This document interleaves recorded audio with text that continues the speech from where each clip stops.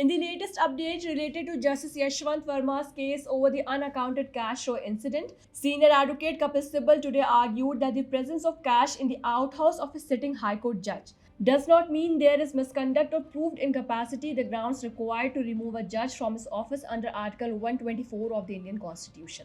A bench comprising Justice Dipankar Datta and Justice A.G. Masih was hearing a writ petition filed by Justice Yashwant Verma. Justice Verma has challenged the findings of the in-house committee, which indicted him, and also the recommendation of the former Chief Justice of India Sanjeev Khanna writing to the President and the Prime Minister for the initiation of impeachment proceedings. Sibal, while referring to the letter written by former CJI Khanna to the President, said that it can't be a basis for impeachment. He contended that the procedure for the removal of a judge has to be as per the Judges Inquiry Act, and just because the cash is found in the judge's house, it does not prove either misconduct or proved incapacity.